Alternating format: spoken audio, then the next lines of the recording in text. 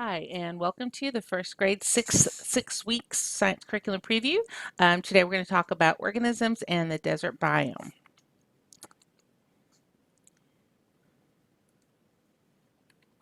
As always, we'll be using these key planning documents. So if you don't have those in front of you, you might want to refer to those after the presentation or go ahead and pause it and then print those out. We're going to talk about the unit overview a little bit with the pacing and the units of study. So we talked about this last 6 weeks, and so I'll kind of just briefly touch on it again. There's an infographic that should be hanging up in your science lab that really lays out who's doing what this 6 weeks. So with first grade, we've got the desert biome, but I just wanted to let you know that you might want to look at some collaboration, maybe with some other grade levels. Second grade is currently doing grasslands. Third is going more in depth into the rainforest biome, and then fourth grade is focusing on wetlands, freshwater aquatics. So I just wanted to briefly touch on this question that I've gotten from a couple of teachers asking when we do look at the desert biome, is there a particular type of desert that we should be using with students? So I just wanted to offer some clarification for that. With this level of just introduction to the biome in general and then what a desert is, I really think any kind of application is appropriate. If you wanted to really give your students a good overview of the basic types of deserts, you might want to introduce the concept that there are actually hot and cold deserts. And of course, what definition lends itself to understanding what a desert is. Most of your students are going to think about the hot desert, maybe with the classic cactus and things like that. But helping them understand that a desert is related to the amount of rainfall really can help them give a good basis for what a desert is. So the other way that you can take that, or an additional view, is you can talk about hot and cold deserts, but you can also talk about world deserts versus deserts here in the United States. And believe it or not, we do have a part of the Chihuahuan Desert down here in far west Texas into the Big Bend area, which is a great Texas connection, which of course is going to be a wonderful frame of reference for your students. There's two websites that I found that I think could be helpful with both of these views if you're not familiar with them, and those are linked back in Canvas if you'd like to use those. Okay, so just like last 6 weeks, we have two options for the pacing guide for this unit. We have option one, which really takes the standards. You take about one standard every 5 days, and then when you get to the elaborate part of the 5E, you'll talk about that standard with a desert focus. And you can see that visually represented here with these little icons. So this means you're going to talk about the desert application every single week as you go through the different standards. The other option compacts all of the content standards into 4 weeks and then opens up 2 weeks for a 2-week research project about the desert. So again, this is very similar to last 6 weeks for the pacing. So again, this is pacing for option one, and I've got on the screen the calendar. We've got actually technically 7-ish weeks in this 6 weeks, but I'm not counting the last 6 weeks with the end of school. So you can kind of see how the pacing might work out. So for a 5-day unit, which most of these are, most of the standards are, a Monday through Tuesday would be the engage, explore, and explain. Maybe a Wednesday, Thursday would be the elaborate, and that's where you would talk about that standard within the desert. And then Friday would be evaluate. And because we're repeating the same content standards from last 6 weeks, you may want to increase this elaborate piece to 2 days rather than just one, since the students are already somewhat familiar with that standard. So here's a little bit more in depth with some specific resources that I just looked through the unit overview and thought might work. I won't read all of this. If this is interesting to you to see maybe some ideas of how to plan for the 5 days for 1.9a, you can pause that and take a look. But you'll see on the elaborate part, I've got that little, this is the desert icon to remind you that's when you're going to spiral into the desert. So again, looking at pacing for option one, just want to remind you if you are doing option one or option two, there are some ways for you to connect those leading standards. I've got some guiding questions on the pacing guide there that specifically frame those guiding questions for each standard within the desert framework. So it's not going to be a stretch to talk about interdependence. When you look at interdependence in 1.9b, I've kind of got a question there to help you frame that for the desert. Okay, so option two, as I mentioned, you're going to compact all of the standards using any kind of biome or environment that we have in STEM scopes or AIMS, and you're going to compact those into 4 weeks. And then in weeks 5 and 6, that will be opened up to look at those particular standards in a research project about the desert. So that's just a different way that you can organize that. It's a great connection with 1Gr6thSixWks during a research project. So if you haven't tried this one last 6 weeks, you might want to try this option this time. Again, here's just a sample of, I don't have specific resources here, but how you might move through all of those standards, because there are quite a few content standards, how you would compact those into 4 weeks, and then how you might schedule that out. So again, you can pause that and take a look at that a little bit more closely. Okay, so I know most of you use the overview in forethought, and so just a couple of reminders. When you're looking for specific desert connections with your standards, I've got those listed. As I break down the key concepts for each one of the standards, I've got specific desert connections, and I've just kind of put this icon to help you identify where those are. So I talk about that within here. So again, if you're looking at ways to connect that with those standards, I've kind of done that legwork for you. Here's just another view of the resources. And again, I've looked through STEM scopes, I've looked through AIMS, I've looked through EduSmart, and anytime there's a desert connection, I will highlight that in the unit overview. In addition, I have put some resources in forethought or some related resources over here on the recommended resources if I felt like it needed a little bit more. So speaking of some of the additional resources, I just wanted to make sure you knew where to find those. Some of the resources are kind of unit themed, and so those will be under the unit overview, and I will have attached those under related resources here. And so this one is exploring environments, and it has lots of different environments, but there's a specific piece of that that focuses on the desert. And then there's some different desert activities.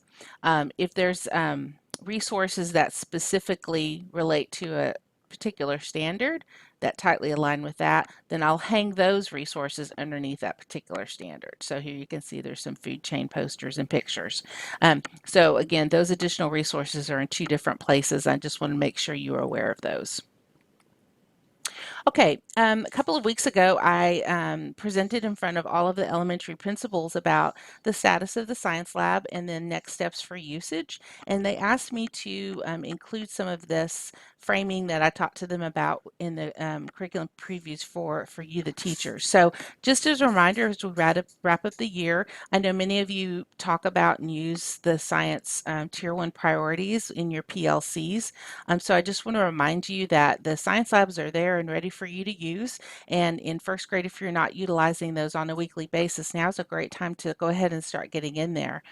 Life science is not a particular unit that the upper grades use the lab as much as they did at the beginning of the year. So if scheduling is an issue, that might be a little bit easier to open up. And you can see it can be as simple as looking at something in life sciences. In here, you can see a plant setup. This was a campus here in the district who they were just going to start looking at plant parts, and they were going to start dissecting some of these plants and then planting those out. And so very simple but excellent opportunity to learn how to use the science lab, how to function within the science lab, how to sit on the stool properly, or if they want to stand up, they can push the stool underneath, really getting them ready to be using that more next year.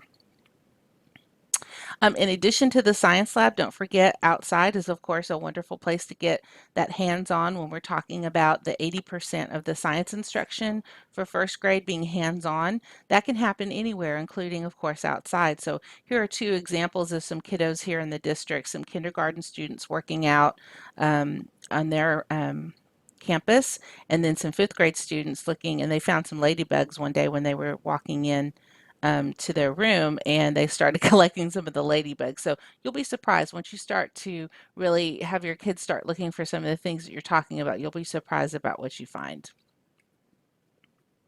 So I also wanted to wrap up this year by reminding you that first grade has 16 tools that are listed in that K or that 1.4a standard that lists all the tools for science. So this is a great opportunity for you to spiral back if you've missed some of those tools and you haven't gotten a chance to use them all. Go ahead and maybe make a station or schedule a day in the lab where you can practice using those. You can see vertically how important it is for students in the primary grades to really understand how to use some of those basic tools, because at third grade it jumps up quite a bit, and then of course in fourth and fifth, and the tools that they're introducing later are a little bit more detailed, and they require a little bit more fine-tune of measurement and take a little bit more time. And so if they have an understanding of those 15 and 16 tools at the primary grades, that'll just really help support them a little bit more. And as a reminder, the tools that are specifically listed for you this unit are a science notebook, a terrarium, and then an insect net. And you have a terrarium and terrarium supplies in the science lab. You've got potting soil in there. You've got plenty of seed choices. Kindergarten just got some sunflower seeds, so there'll be extra of those.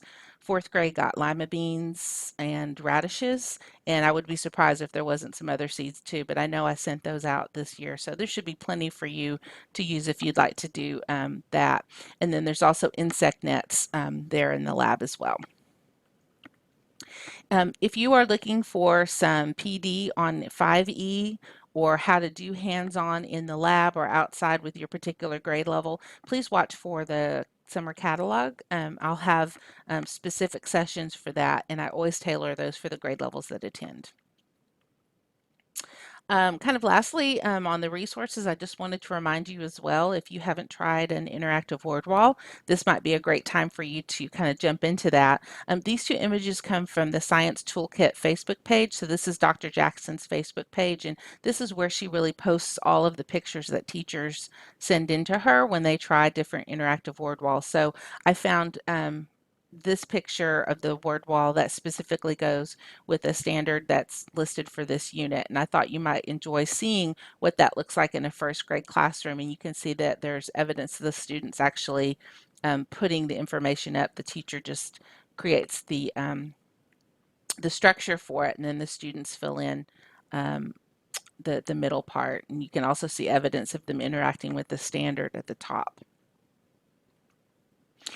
Okay, so as we wrap up, I need to give you an update about something that has come forward from TEA.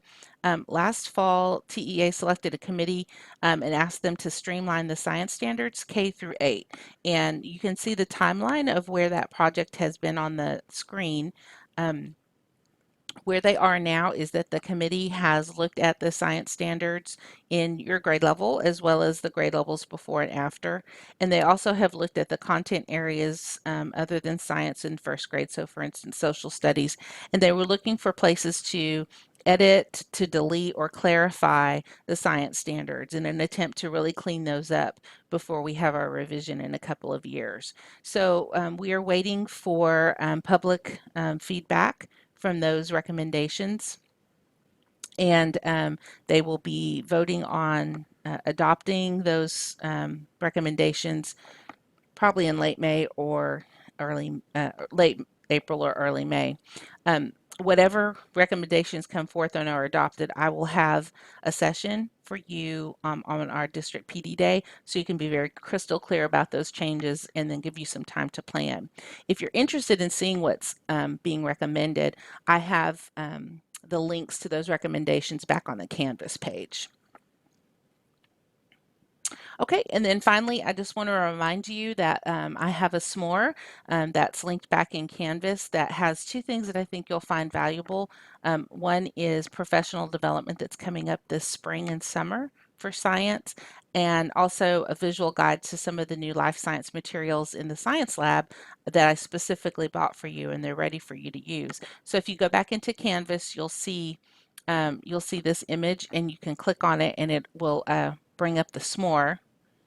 And the s'more has really two parts. This part is a nice little visual guide to all of the new materials I've purchased for you. And then down here, you've got all links to some PD that I think would be useful or of quality for you. And there are some specific life cycle materials that are in the lab for you. So if you haven't taken a look at that last 6 weeks, I encourage you to do so. Well, thanks so much for joining me, and great luck this last 6 weeks. Have a wonderful last couple of weeks of the school year. And as always, please let me know how I can support your science program. Thanks so much. Bye-bye.